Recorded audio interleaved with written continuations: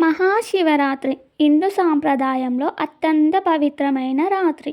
శివుని రాత్రిగా పిలువబడే ఈ మహోత్సవం ఆత్మశుద్ధికి, పాప విమోచనానికి, మోక్షప్రాప్తికి మార్గం చూపుతుంది. పురాణాలలో చెప్పబడిన ఒక కథ మన హృదయాన్ని మార్చే శక్తి కలిగినది. పూర్వకాలంలో ఒక సుందర అడవిలో గురుద్రుహుడు అనే వేటగాడు జీవించేవాడు.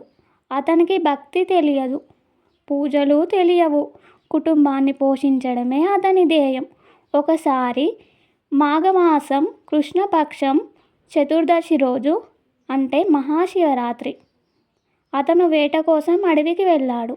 ఆ రోజు అతనికి ఒక్క జంతువు కూడా కనిపించదు. సాయంత్రం అయింది. ఆకలి, దాహం, అలసట అతన్ని బలహీనుడి చేశాయి. రాత్రి కమ్ముకొచ్చింది. భయంతో ఒక ఎత్తైన బీల్వా చెట్టెక్కి కూర్చున్నాడు. అతనికి తెలియదు ఆ చెట్టు కింద ఒక శివలింగం ఉందని.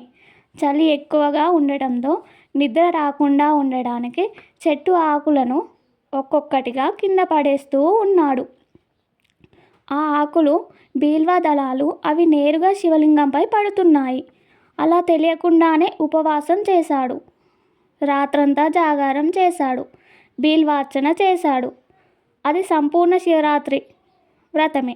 అర్ధరాత్రి ఒక ఆడజింక నీళ్లు తాగడానికి వచ్చింది. వేటగాడు బాణం ఎక్కుపెట్టాడు. నా పిల్లలను చూసి తిరిగి వస్తాను అని జింక వేడుకుంది. వేటగాడి హృదయం కదిలింది.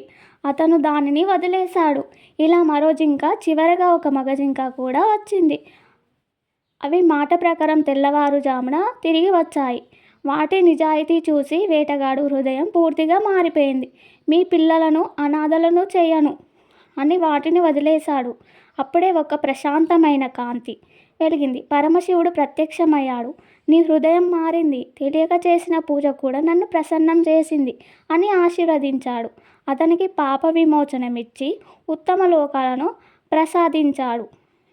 ఈ కథ మనకు చెప్పింది, భక్తి ఆచారాల్లో కాదు, మనసులో ఉంటుంది. దయ, కరుణ, నిజాయితీ ఇవే దేవుడికి ప్రీతిపాత్రమైనవి. మహాశివరాత్రికి మనకు ఒక సందేశం ఇస్తుంది.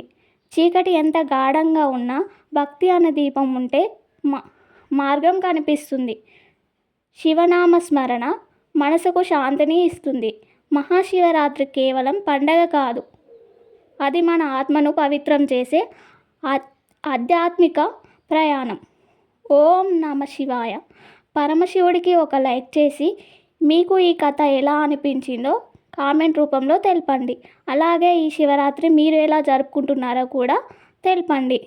వీడియోకి ఒక లైక్ చేసి ఛానల్ని సబ్స్క్రైబ్ చేయండి.